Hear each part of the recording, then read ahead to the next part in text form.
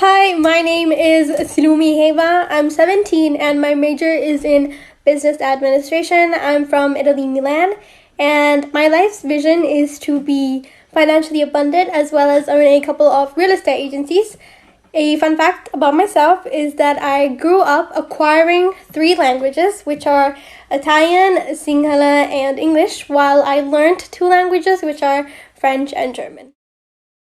To be healthy financially, I try to save as much as possible from my parents' pocket money that they give me because I'm underage, so I can't really work. So the money I get from my parents, I try to save and spend it only on necessities.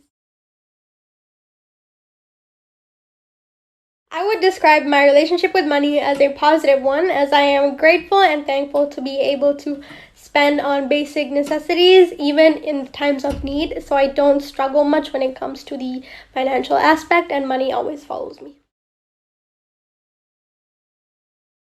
Investment day of the challenge would be the most interesting one for me because when you're going to invest, you're going to do a lot of research.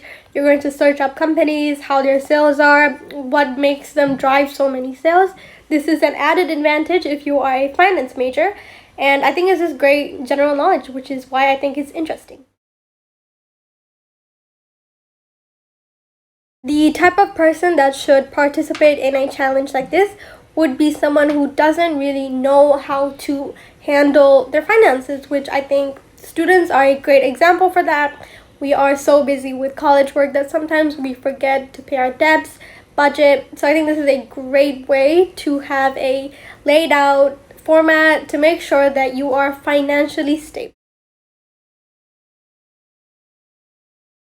Yes, I would recommend it specifically to students who are working as well as studying because they have an income stream where they can incorporate the 7-day challenge into, and it's also really helpful as a student to have a specific guide on what to do on finance, because with work life and student life it might be a little bit difficult and hazy to remember what to do everything. So I think for students this is a great idea.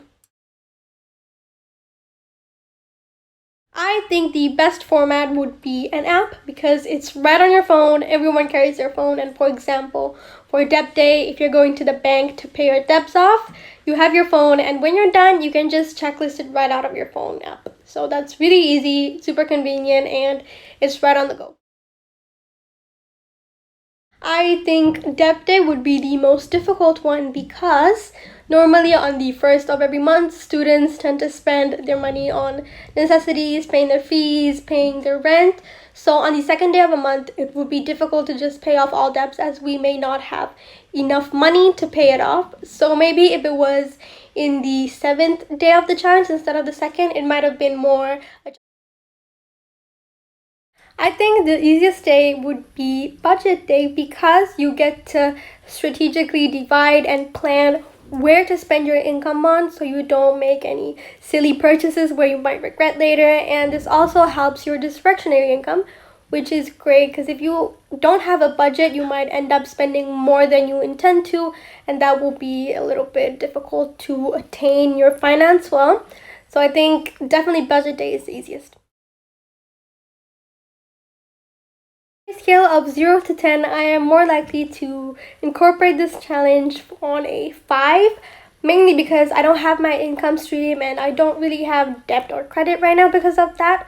So I'm not that likely to incorporate all of the aspects of the 7-day challenge, but when I do get a full-time job, I can definitely scale it up to like a 9 out of 10. But for now, in terms of my financial aspect right now, it would be a 5 out of 10. And finally, what do I like and dislike about the challenge?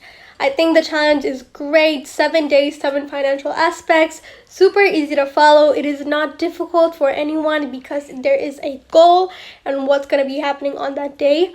But what I do dislike is that it's 7 days consecutively, which I think might be a little difficult for some people to follow. So maybe if it was maybe twice a week instead of 7 days consecutively, I think it would have been a little bit better. But generally, it's great. I really like it. It's super easy.